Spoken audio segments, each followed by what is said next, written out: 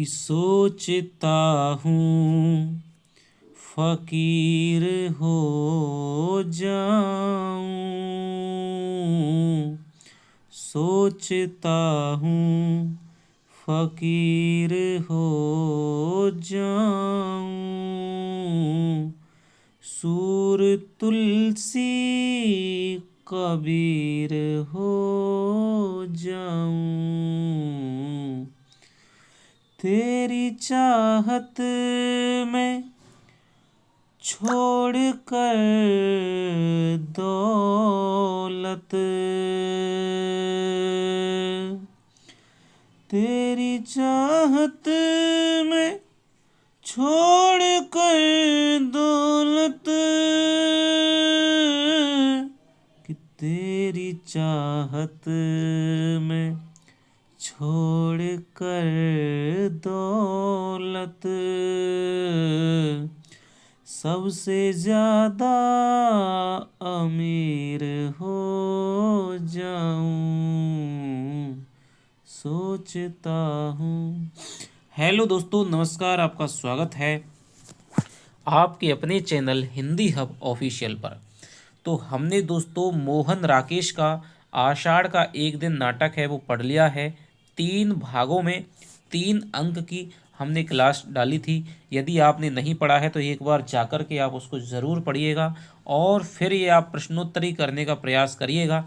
यदि आप पढ़ चुके हैं तो आप आज हम करने वाले हैं उसकी प्रश्नोत्तरी, और 40 प्रश्न हैं वो इस प्रश्नोत्तरी में है। अगली वीडियो जल्द ही आएगी। तो चलिए बिना किसी देरी के RPSC second grade first grade की जितनी भी दोस्तों रचनाएं हैं वो पढ़वा रखी हैं। यदि किसी रचना को आप दोबारा से पढ़ना चाहते हैं या कोई नहीं पढ़वा रखी है तो आप कमेंट करके बताइएगा, और प्रश्नोत्तरी सहित करवा रखी हैं। तो चलिए हम करते हैं आज आषाढ़ का एक दिन। निम्न में से कौन सा पात्र आषाढ़ का एक दिन नाटक में नहीं है? दंतुल, निक्षेप, अग्निमित्र, मालविका। बताइए कितने क्वेश्चन आपके सही हो रहे हैं। आप कमेंट दोस्तों ज़रूर करके बताइएगा। एक वीडियो को बनाने में लगभग क्वेश्चन की वीडियो को लगभग 5 घंटे लगते हैं। लगाइए, स्क्रीन पर देखते रहने से तो थोड़ा सा मदद करना आपकी भी जिम्मेदारी बनती है कि निम्न में से कौन सा पात्र आषाढ़ का एक दिन का नहीं है। तो देखिए, दंतुल है, निक्षेप है, अग्निमित्र भी दोस्तों है, मालविका है वो दोस्तों नहीं है। मालविका किस नाटक की पात्र है? मालविका है किसकी? चंद्रगुप्त नाटक की पात्र है। दूसरा क्वेश्चन है दोस्तों, मोहन राकेश का आषाढ़ का एक दिन नाटक कितने अंकों में विभक्त है? 3, 4, 6, 7। तो जैसा कि मैंने अभी आपको बता ही दिया था शुरुआत में, तो ये नाटक है वो 3 अंकों में हमारे में विभक्त है। बहुत ही छोटा और शानदार नाटक है। आषाढ़ का एक दिन का प्रकाशन वर्ष है 1958, 1954, 1961, 1973। तो जब आप पढ़ रहे हैं भूमिका, मैंने हर क्लास में आपको इसका प्रकाशन वर्ष है वो बताया है। यदि किसी ने नाटक पढ़ रखा है तो उसको ये सारे क्वेश्चन दोस्तों उसके सही जाएंगे, उसमें कोई भी दिक्कत नहीं होगी। तो 1958 है इसका प्रकाशन वर्ष है। यह राज्याश्रय और व्यक्ति स्वातंत्र्य के बीच भटकती हुई सृजनात्मकता का नाट्यबिंब है। आषाढ़ का एक दिन नाटक के विषय में यह कथन किसका है? नामवर सिंह, बच्चन सिंह, रामविलास शर्मा, रामस्वरूप चतुर्वेदी। अगली वाले पार्ट में दोस्तों मैं आलोचकों के क्या क्या विचार हैं, मत मतांतर हैं, वो भी इस प्रश्नोत्तरी में शामिल करने का प्रयास करूंगा। तो यह राज्याश्रय और व्यक्ति स्वातंत्र्य के बीच भटकती हुई सृजनात्मकता का नाट्यबिंब, इस नाटक को किसने कहा है? बच्चन सिंह ने दोस्तों कहा है। आगे चलते हैं। अगला 5वां क्वेश्चन है, आषाढ़ का एक दिन की पात्र मल्लिका के विषय में असंगत कथन है। वह कालिदास की प्रेम का है। जीवन के प्रति मल्लिका का दृष्टिकोण भाववादी न होकर यथार्थवादी है। वह विलोम से नफरत के बावजूद उससे विवाह कर लेती है। वह उज्जैनी से आने वाले व्यापारियों से कालिदास की रचनाएं मंगवा कर पढ़ती है। बताइए। तो देखिए, आषाढ़ का एक दिन है तो उसकी नायिका भी कौन है? मल्लिका है, और नायिका मल्लिका है, कालिदास की प्रेम का है, ये बात बिल्कुल सही है। जीवन के प्रति मल्लिका का दृष्टिकोण दोस्तों यथार्थवादी नहीं होकर के कैसा है, भाववादी है। भाववादी दृष्टिकोण रखती है। वह विलोम से नफरत करती है, उसके बावजूद भी फिर अंत में उससे क्या कर लेती है, विवाह कर लेती है। वह उज्जैनी से आने वाले व्यापारियों से कालिदास की जो जो रचनाएं हैं, ठीक है, वो मंगवा करके पढ़ती है। तीनों कथन ये सही हैं। ये जो कथन है ना, उसका जीवन के प्रति दृष्टिकोण कैसा है, भाववादी दृष्टिकोण है। आगे चलते हैं। कालिदास की किस रचना का नाम नाटक में नहीं आया है? ऋतु संहार, रघुवंश, मालविकाग्निमित्र, कुमार संभव। तो देखिए कालिदास ने बहुत सारी रचनाएं लिखी, लेकिन 4-5 का ही इनमें नाम आता है। तो ऋतु संहार है, उसका इसमें नाम आता है कि ऋतु संहार तो क्या है, हमारे सम्राट ने पढ़ रखा है।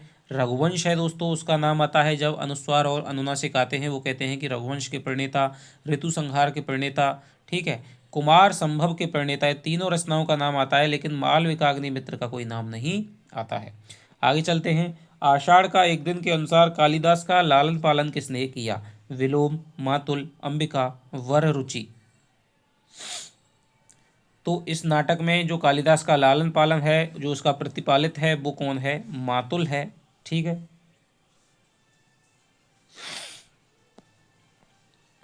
निम्न में से इसका नाम भी क्या है दोस्तों? मातुल है। और ये क्या है? कालिदास इसका क्या है? भागनीय यानी भांजा भी है।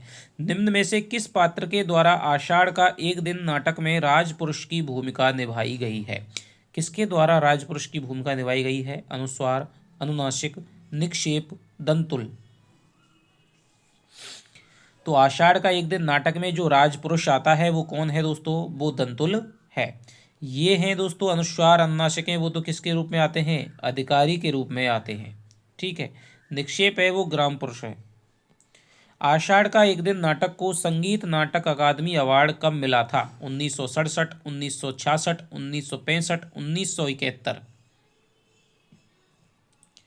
तो संगीत नाटक अकादमी अवार्ड मिला था 1971 में। निम्न में से किस नाम का उल्लेख आषाढ़ का एक दिन में मिलता है? चाणक्य, पतंजलि, भारवी, सुश्रुत। विस्तार में दोस्तों नहीं जाऊंगा, क्योंकि विस्तार में हमारे सारे क्वेश्चन हैं वो बनाए गए हैं। यदि आपको विस्तार से जानना है, पढ़ना है, तो आप नाटक की 3 क्लास 3 घंटे में आप एक बार में फ्री कर सकते हैं। और जिन्होंने भी पढ़ा है 3 दिन में हमारे साथ, उनको पूरा नाटक है वो याद हो गया होगा। निम्न में से किस नाम का उल्लेख आषाढ़ का एक दिन में मिलता है? तो देखिए सुश्रुत का कहीं नहीं मिलता है, भारवी का नहीं मिलता है, पतंजलि का मिलता है, चाणक्य का नहीं मिलता है। जब रंगणी और संगणी है वो आती हैं, तब वो कहती हैं भाई पतंजलि ने इस प्रकार की बातें वो कही है, तो पतंजलि का उल्लेख मिलता है। फिरयंगु मंजरी के बारे में किस विकल्प का उद्धरण है वो गलत है? वह राजकन्या तथा मातृगुप्त की पत्नी है। वह मल्लिका को अपनी संगनी के रूप में कश्मीर चलने का प्रस्ताव देती है। वह मल्लिका से स्पर्धा भाव की बजाय सख्य भाव महसूस करती है।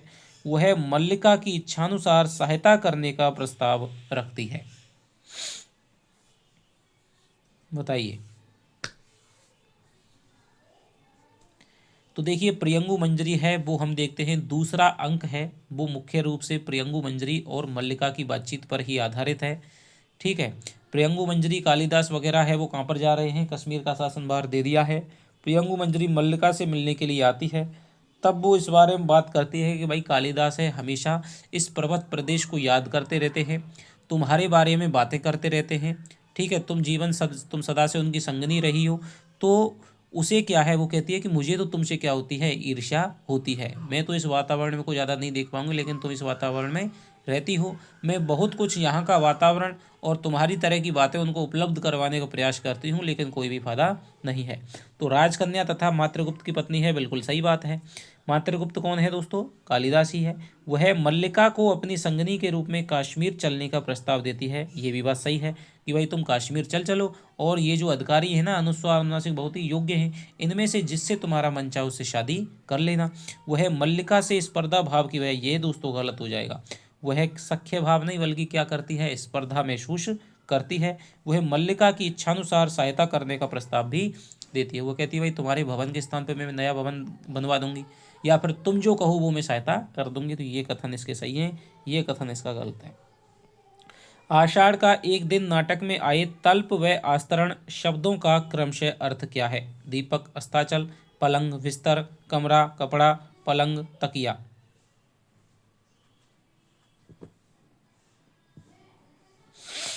तो देखिए, तल्प और आस्तरण हैं वो हमारे पहले ही पन्ने पर हमारे शब्द आ जाते हैं।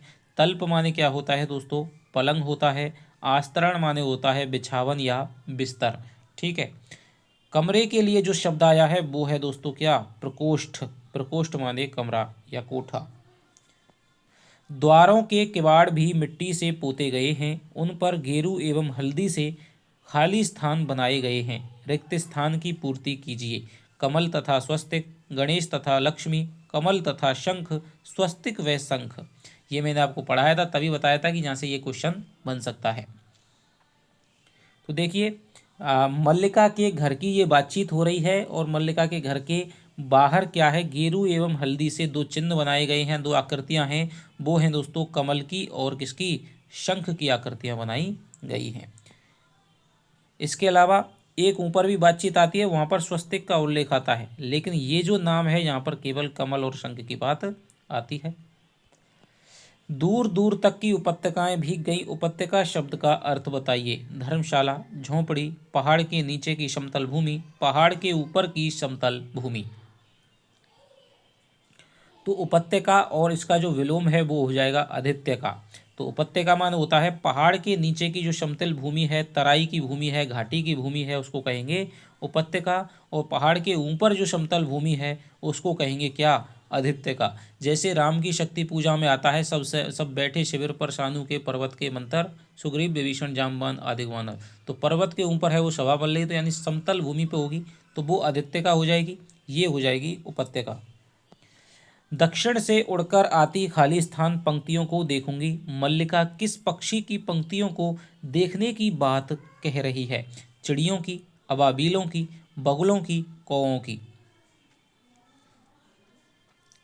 तो ये जो दोस्तों पंक्तियां हैं वो किसकी हैं? वो बगुलों की पंक्तियां हैं। बगुलों की पंक्तियां जब चलती हैं तो इसका मतलब है कि भाई वर्षा मास है वो प्रारंभ हो गया है।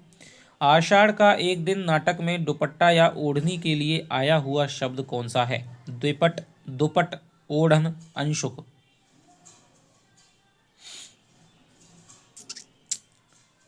तो मल्लिका जब बरसात में भीग करके आती है, अपनी माँ को वृत्तांत बता रही होती है, तब वो कहती है कि भाई मेरा तो कई बार क्या है, अंशुक भी मेरा क्या है, खिसक गया था, उड़ गया था हवाया उसके बहाव से। मल्लिका बारिश में भीगे हुए कपड़ों को बदलते समय एक श्लोक गाती है, वह किस कवि का श्लोक होता है? कालिदास का, बाणभट्ट का, पतंजलि का, भारवी का।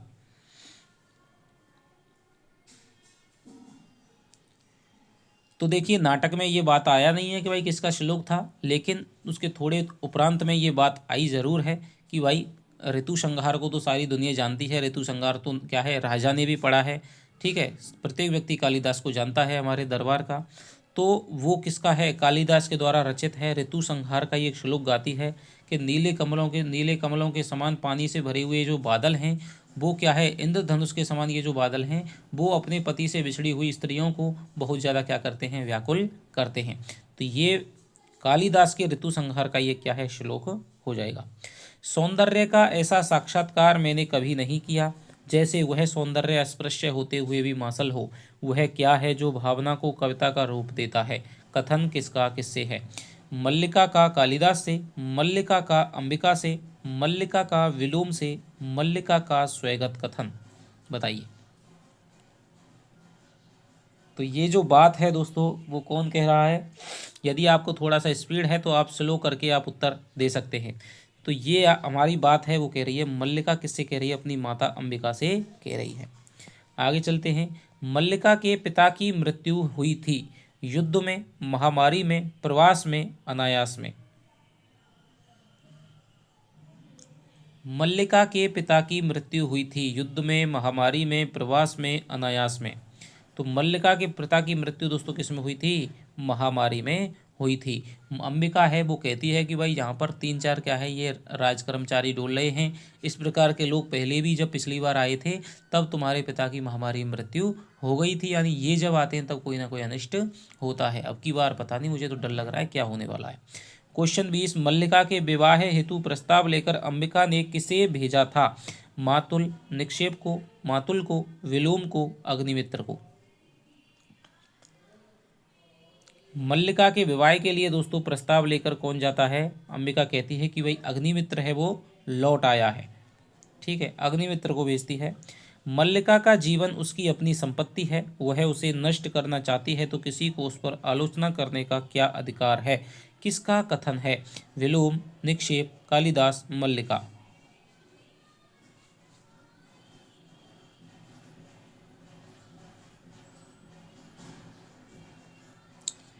तो ये दोस्तों किसका कथन है? मल्लिका का कथन है। वो कहती है कि भाई तुम क्या है शादी नहीं करोगी तो भाई तुम्हारे लोग व्यर्थ की बकवाद है वो करते हैं। तो वो कहती है कि भाई लोगों को अधिकार आलोचना करने का कोई भी अधिकार नहीं है। मैंने भावना में एक भावना का वर्ण किया है, मेरे लिए वह संबंध और सब संबंधों से बड़ा है। मैं वास्तव में अपनी भावना से प्रेम करती हूँ जो पवित्र है, कोमल है, अनश्वर है। कथन किससे कहा जा रहा है? अब देखिए ये जो कथन है वो मल्लिका के जीवन के प्रति भाववादी दृष्टिकोण का परिचायक हो जाएगा। विलोम से, कालिदास से, निक्षेप से, अंबिका से। मैंने भावना में भावना का वर्ण किया है, सबसे शानदार मल्लिका का ये कथन इस नाटक का हो जाएगा। तो ये जो कथन है वो किससे कह रही है मल्लिका? अंबिका से दोस्तों, अंबिका से कह रही है। आषाढ़ का एक दिन नाटक में हरिण को बाण किसने मारा था? निक्षेप ने, दंतुल ने, मातुल ने, विलोम ने। तो ये बाण है दोस्तों किसने मारा था? दंतुल ने मारा था, जो कि राजपुरुष था। मैं तुम्हारी दृष्टि की प्रशंसा करता हूँ, मेरी वेशभूषा ही इस बात का परिचय देती है कि मैं यहाँ का निवासी नहीं हूँ। किसका किससे कथन है? वररुचि का मातुल से, मातुल का मल्लिका से, दंतुल का मल्लिका से, दंतुल का मातुल से।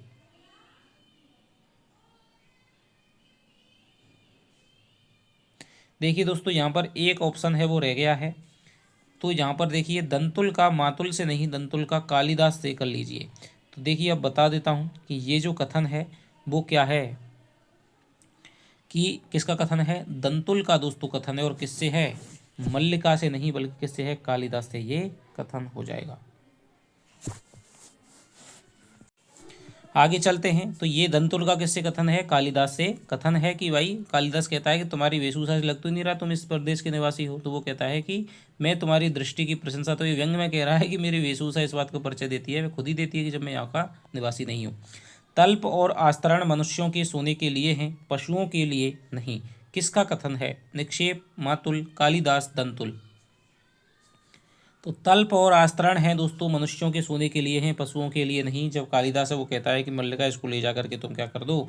बिस्तर पर सुला दो, तल्प पर सुला दो। तो अंबिका है उसका विरोध करते हुए कहती है कि तल्प और आस्तरण मनुष्यों के लिए, पशुओं के लिए नहीं। किसको? हरिण को। तो ये दोस्तों किसका है कथन? अब देखिए यहाँ पर भी ऑप्शन नहीं बना है, तो इसका किसका कथन है? ये अंबिका का कथन है। किसका कथन है? अंबिका का कथन है।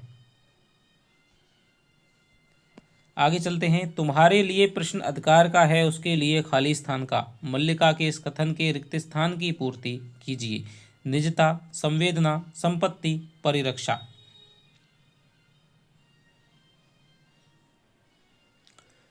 तो तुम्हारे लिए प्रश्न अधिकार का है, मल्लिका कहती है। किससे कहती है दोस्तों? दंतुल से कहती है कि तुम्हारे लिए प्रश्न अधिकार का है, उसके लिए किसका? संवेदना है, संवेदना का है। कालिदास निशस्त्र होते हुए भी तुम्हारे शस्त्रों की चिंता नहीं करेंगे। तो इस संवेदना का प्रश्न है। कालिदास को उज्जैनी से लेने के लिए कौन आता है? वररुचि, भारवी, पुष्यमित्र, विक्रमादित्य। तो कालिदास को लेने के लिए आता है दोस्तों कौन? वररुचि आता है। उस व्यक्ति को जिसे आज तक उसके निकट के लोगों ने समझने का प्रयत्न नहीं किया, जिसे घर में और घर से बाहर केवल लांछना और प्रताड़ना मिली है, भावना निराधार नहीं है। कथन किसके बारे में है? निक्षेप के, मातुल के, अंबिका के, कालिदास के।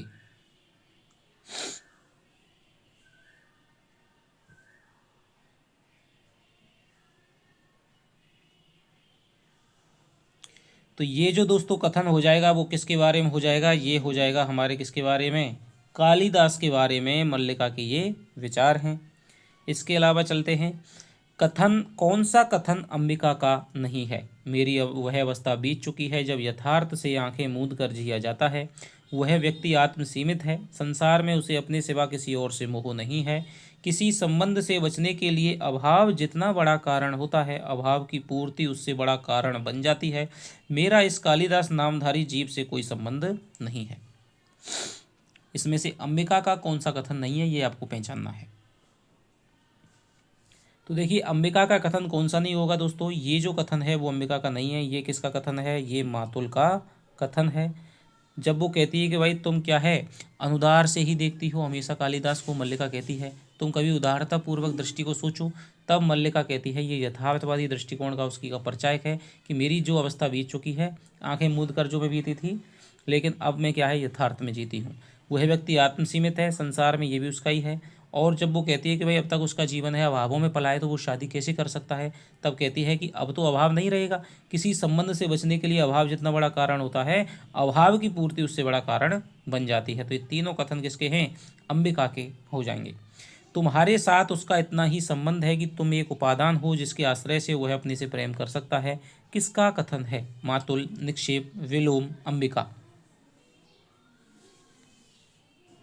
तो ये दोस्तों कौन कह रहा है? मल्लिका से कहा रहा है। कौन? अंबिका कह रही है। सम्मान प्राप्त होने पर सम्मान के प्रति प्रकट की गई उदासीनता व्यक्ति के महत्व को बढ़ा देती है। कथन किसका है? मल्लिका, विलोम, अंबिका, मातुल। बताइए। सम्मान प्राप्त होने पर सम्मान के प्रति प्रकट की गई उदासीनता व्यक्ति के महत्व को बढ़ा देती है। कथन किसका है? मल्लिका, विलोम, अंबिका, मातुल। तो ये जो कथन है वो किसका है? अंबिका का है। भाई वहाँ आकर के कह रहा है, मातुल कह रहा है कि भाई मेरा भांजा है वो तो क्या है, ये कह रहा है कि मैं राजकीय मुद्राओं से कृत होने के लिए नहीं हूँ, यानी कि जो उज्जैनी सम्मान देना चाहती है राजकवि का, वो उसको अस्वीकार कर रहा है। तो अंबिका कहती है कि जब भाई कोई चीज़ दे रहा है ना, तो एक दो बार क्या करो, मना करो। इससे क्या है, हमारा सम्मान बढ़ जाता है। अभी आप मान लीजिए किसी के घर में जाते हैं, कोई कहता है भाई खाना खा लो, और पहली ही बार में आप जो कहते हैं हाँ हाँ भाई लाओ लाओ लाओ, तो जो दूसरा वाला ये सोचेगा कि बता भुक्कड़ ही है, भुक्कड़ की तरह आया है यहाँ बैठा है। लेकिन यदि दो चार बार आप मना करेंगे तो वो और जिद करेगा, तब आप खाते हैं, तब वो बिल्कुल नहीं सोचता है। तो ये कह रही है, देखिए, सम्मान प्राप्त होने पर सम्मान के प्रति प्रकट की गई उदासीनता व्यक्ति के महत्व को बढ़ा देती है। अंबिका का कथन है। आषाढ़ का एक दिन नाटक में किसे धुरीहीन चक्र की संज्ञा दी गई है? कालिदास को, निक्षेप को, मातुल को, विलोम को। बहुत ही शानदार प्रश्न है दोस्तों। तो किसे धुरीहीन चक्र कहा गया है? ये कहा गया है निक्षेप को। जब मातुल है वो उनसे मिलने के लिए चला आता है, वो कहता है कि भाई मेरा इस कालिदास नामधारी जीव से कोई संबंध नहीं है। तब निक्षेप भी उसके पीछे पीछे आ जाता है कि भाई आचार्य वररुचि हैं, वो तुम्हारे साथ में पर्वत प्रदेश को घूमना चाहते हैं जिसने कालिदास की कविता को जन्म दिया है। तो वो कहता है कि मैं तो तुम्हें उनके अतिथियों के यहाँ पर सेवा सत्कार के लिए छोड़ के आया था, और तुम एक धुरीहीन चक्र की तरह मेरे पीछे पीछे आ गए। तो निक्षेप के लिए ये कहा गया है। कालिदास किस मंदिर की तरफ चला जाता है? भवानी मंदिर, जगदम्बा मंदिर, विष्णु मंदिर, दुर्गा मंदिर। तो कालिदास हम देखते हैं कि जब वो जाता है घर पर, उसे पता चलता है कि भाई कोई यहाँ पर आया है, तो वो बाहर ही कहता है कि मैं राजकीय मुद्राओं से कृत होने वाला नहीं हूँ, और जब तक ये मेरे अत्ती यहाँ से चले नहीं जाते तब तक मैं घर में आऊँगा ही नहीं। तो ये कौन बताता है? ये मातुल बताता है। तो मंदिर की तरफ चला जाता है, जगदम्बा मंदिर की तरफ चला जाता है। योग्यता एक चौथाई व्यक्तित्व का निर्माण करती है, शेष पूर्ति प्रतिष्ठा द्वारा होती है। कथन किसका है? मातुल, विलोम, मल्लिका, निक्षेप। तो निक्षेप और मल्लिका के बारे में बातचीत हो रही है। तब मल्लिका से निक्षेप कहता है कि भाई योग्यता है वो तो केवल क्या है, एक चौथाई व्यक्तित्व का निर्माण करती है, शेष पूर्ति किसके द्वारा होती है? यश और प्रतिष्ठा के द्वारा होती है। आप कितने बड़े कवि हैं, कितने बड़े कलमकार हैं, कोई मायने नहीं रखता है। कालिदास ने ऋतु संहार जैसे अद्भुत ग्रंथ की रचना की है, कुछ दिनों याद करेंगे लेकिन फिर सब लोग भूल जाएंगे। तो यहाँ पर कौन है दोस्तों? ये कथन है किसका? निक्षेप का कथन है मल्लिका से। उन्हें इस सम्मान का तिरस्कार नहीं करना चाहिए, यह सम्मान उनके व्यक्तित्व का है। उन्हें अपने व्यक्तित्व को अधिकार से वंचित नहीं करना चाहिए। कथन किससे कहा जा रहा है? विलोम से, मातुल से, मल्लिका से, निक्षेप से। तो ये जो कथन है दोस्तों वो कह रही है कौन? मल्लिका कह रही है कि कालिदास को इस सम्मान का तिरस्कार नहीं करना चाहिए, ये सम्मान उनके व्यक्तित्व का है। तो ये जो बात कह रही है, कौन कह रही है? कथन कहा जा रहा है किससे? निक्षेप से कहा जा रहा है। मेरी आंखों में उसे अपने हृदय का सत्य झांकता दिखाई देता है। मेरा एकमात्र दोष यह है कि मैं जो अनुभव करता हूँ वह स्पष्ट कह देता हूँ। कथन किस पात्र से संबंधित है? मातुल, विलोम, दंतुल, कालिदास।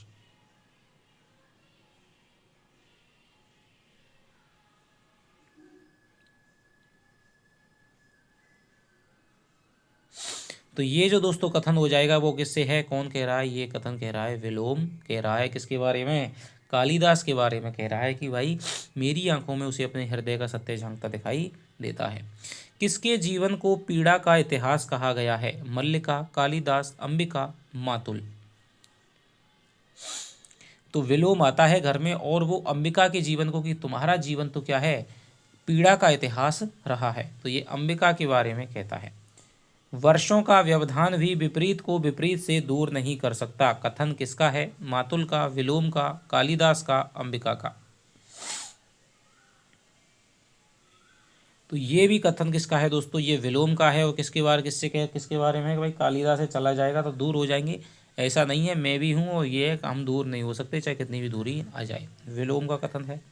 कालिदास के अनुसार दूसरे के घर और जीवन में कौन अनधिकार प्रवेश कर जाता है? निक्षेप, विलोम, राजपुरुष, मातुल। तो कालिदास के अनुसार है वो दूसरे के घर और जीवन में दोस्तों कौन कर जाता है? विलोम प्रवेश कर जाता है। ऐसी कोई भूमि नहीं जिसके अंतर में कोमलता ना हो। तुम्हारी प्रतिभा उस कोमलता का स्पर्श अवश्य पालेगी। कथन किसका है? निक्षेप का, वररुचि का, मल्लिका का, कालिदास का। तो ये जो दोस्तों कथन हो जाएगा वो किसका कथन हो जाएगा? ये हो जाएगा हमारे मल्लिका का, कालिदास से कथन हो जाएगा। कालिदास कहता है कि भाई मैं इस भूमि को छोड़ करके नहीं जाना चाहता। यदि इससे उखड़ जाऊंगा तो मैं कहीं का नहीं रहूँगा, क्योंकि यहाँ से मेरा संबंध है। जहाँ पर तुम हो, जहाँ पर ये पर्वत भूमि है, पशुपाल हैं, पर्वत हैं, गाय हैं, हरिण हैं, सबसे मेरा यहाँ पर संबंध है। मैं नहीं जाना चाहता हूँ। लेकिन वो कहती है कि भाई वहाँ पर भी तो वो भी भूमि है, वहाँ पर भी हर कोई भी भूमि अनुपजाऊ नहीं होती है। तुम्हारी प्रतिभा है उसमें नई सृजन शक्ति का अंकुरण है वो कर लेगी। तो ये बात मल्लिका कालिदास से कहती है। तो ये हमारे दोस्तों 40 प्रश्न हैं रहे हैं। आशा करता हूँ कि आपको पसंद आए होंगे। और यदि आपके कोई भी विचार हों तो आप कमेंट में लिख करके बताइएगा। जल्दी से जल्दी आपकी दूसरी वीडियो है वो मैं लाने का प्रयास करूँगा। थोड़ा सा सपोर्ट करिएगा, लाइक और कमेंट दोस्तों ज़रूर करिएगा, जिससे कि वीडियो को बढ़ने में हमारी आसानी होती है और थोड़ा सा हमें मोटिवेशन मिलता है। तो चलिए आपसे मिलता हूँ अगली वीडियो में। तब तक के लिए दोस्तों बाय बाय। जय हिंद, जय भारत।